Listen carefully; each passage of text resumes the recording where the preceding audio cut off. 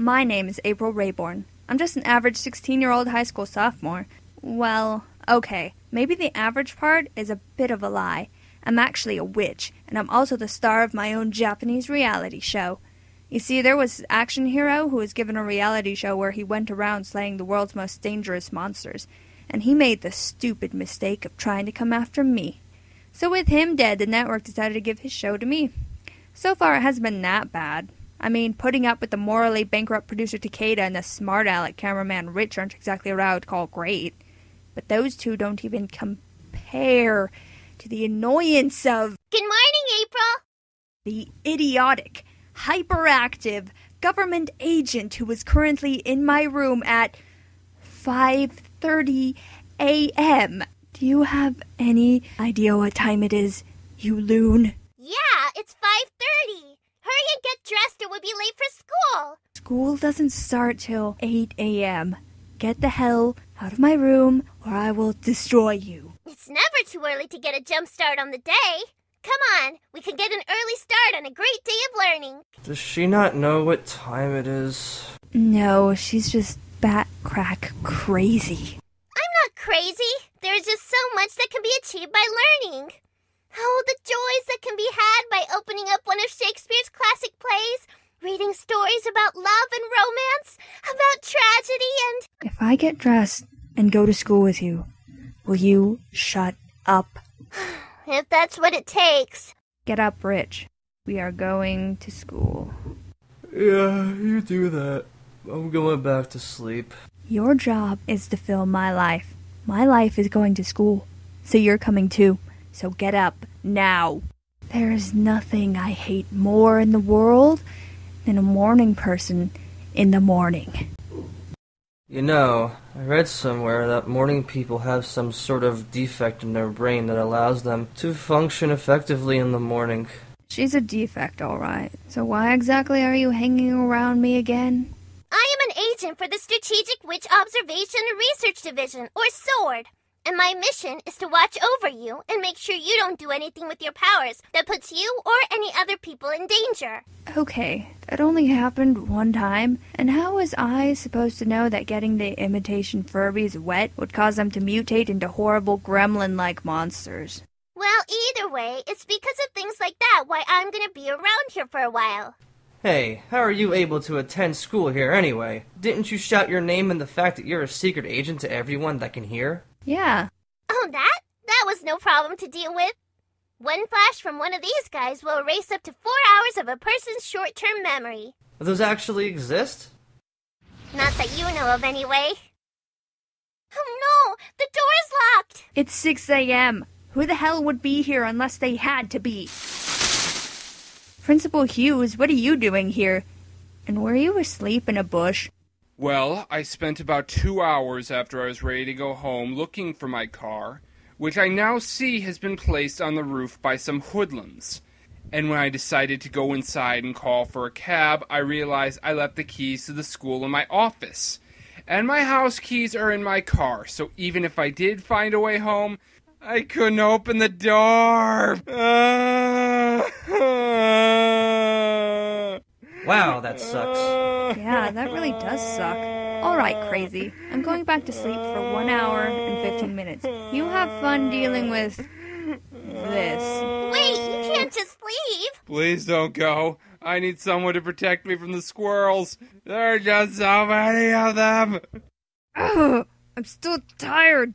Damn her. Yeah, I know what you mean. But at least you're able to get rid of her for now. Yeah, key word. For now.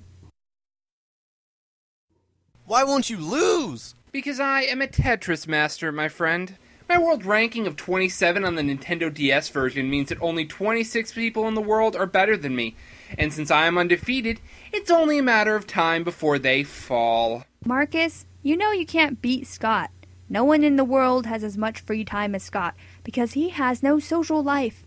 Well, except that kid who comes to school in the hypodermic bubble. Yes, well, unlike Bobby the Bubble Boy, I have no special gimmicks that I need to use in order to completely isolate myself from social encounters. No, of course not. Your charming personality certainly has nothing to do with it. And I win again, Marcus. I think I'll go back to playing the level 100 computer. I get far more of a challenge from that. Why do you guys hang out with him anyway? It's really not by choice. We just all happen to be among the last picked in PE, and when you're one of the last ones in the line, you get a lot of time to talk. Naturally, of course, he wouldn't talk to anyone unless he didn't agree with what we were saying, in which case he would make his opinion pretty well known.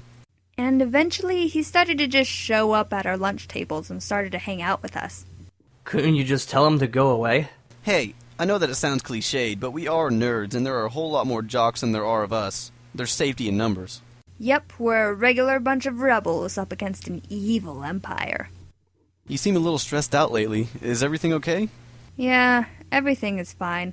I'm just a little tired. Is it because of the whole reality show thing? Sort of. You don't have to do the show if you don't want to, you know. I mean, none of us would care too much. Well, the producer and the cameraman are pains. Yeah, talk about me like I'm not even here. But it's really okay. Honestly, it is. The show is the least of my problems. Want to talk about it? No, it's fine. You won't understand. Hell, you probably won't even believe me. Okay, but I'm here to talk to you if you need me, alright? Yeah. Thanks, Marcus. Hey guys, what's up? Nothing's up. Everything's fine. Why? Did you hear something? No? Should we have? Of course not. We weren't involved in anything that may or may not have been illegal. What gave you that idea? The other day, a few bad decisions were made by a certain someone. A bet was made to see who would get a higher grade on a history test.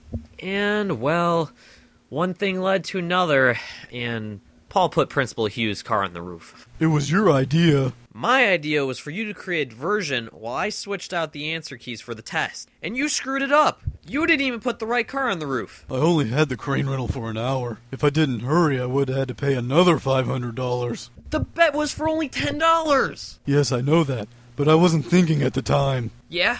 Well, certainly not the first time. Good morning, students. I hope all of you have your learning caps on today because today is going to be a fun day for science. Today you'll be working with a partner and learn what various chemicals do when mixed with fire. We're partners, right, April? Of course, Chloe. Unfortunately, due to events that happened the last time the Bunsen burners were used, I will be picking your partner. Yes, you can hate me if you want, but I've made my decision. I will also go over proper use of the Bunsen burners before we begin. First of all, only put items that are approved for the lab into the flames, Scott. Okay, last time we used the Bunsen burners, I missed breakfast and cooked a toaster pastry over the burner. Is nutrition a crime? Did the school outlaw flavor? One look at the cafeteria food would say yes, but still though. You also shouldn't point the flame at any student, Jeff and Marcus. Marcus? You? Well, we kind of finished the assignment early last time and we got bored and started talking about Kaze no Stigma, the anime where people fight each other using the power of fire. One thing led to another and, well, you get a firefight. I was the better firecaster. You were not. If you cast fire in any way like the way you play Tetris, then he is better. Care to test that theory? How many seconds have passed since Hannigan said not to do that? About 30. 37.5, but who's truly counting anyway? And finally, Paul, you should just not even touch the Bunsen burner, so you'll be paired up with me. Sweet and easy A. And all it took was accidentally blowing up the chemistry lab 2 years ago to get it. Now let's see. Jeff and Marcus, you two sit up here where I can keep an eye on you. Chloe, you will pair up with Scott. April, you will pair up with... Sorry I'm late, Mr. Hannigan.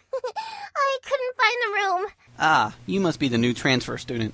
You can pair up with April then. She'll help you learn everything that you need to know about the assignment. Ow! Ow!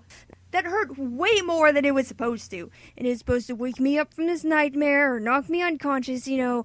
Either one would have been good. Oh, that's really a hard table. Oh.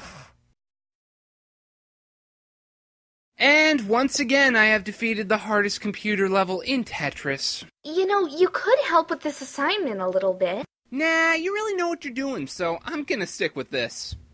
Okay, yeah, he is right. I've got a lot of experience with this kind of stuff. But that's mostly because April and I do it all the time. And Scott doesn't know that. He's only interested in playing that game. He's like a Hmm? Oh, nothing. Just a little payback is all. You do know why you're so much better than everyone else at the game, right? And why is that? I think you might be a robot. What are you talking about? I am not a robot. Well, let's go over Asimov's 3 laws of robotics. Have you ever harmed a human or allowed a human to come to harm? Well, I did accidentally get pushed into Bobby and he fell down the stairs. He bounced the whole way down like a Super Ball. It was awesome.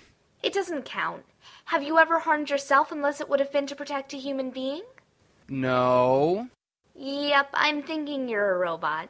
Wait, hold on. What about rule number 2 where I have to follow any order that is given to me except if it violates the first rule? Oh my god, it's worse than I thought! What is? You were able to think for yourself and disobey rules! That means you've become self-aware! Oh my god. I think you're right, Chloe. I am a robot. Yeah, it's mean to trick someone so stupid. But I mean, come on! I can't just do all the work for this lab by myself. Well, actually I can, but that's not fair to me. Wow, so what are the odds that you and I get to work together, huh? Let's just get through this assignment without talking, okay? But friends talk to each other, don't they? What makes you think we're friends? You were going to kill me the other day. You were prepared to kill me too, if I remember right. So let's let bygones be bygones and just start over as friends. Hello? Anyone there? Yeah, that's not happening. Well, I guess I'll start and tell you about myself. Let's see, I like music, shopping, the Twilight novels, and oh my god, how awesome was Eclipse! Oh my god, it was like the best movie ever made. Oh god, not again! Way to go, new girl. Fight the power.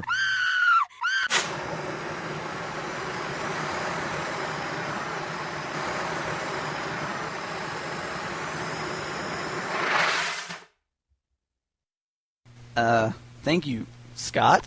I couldn't fail the Prime Directive. I'll be back. After I refuel some Mountain Dew from the cafeteria.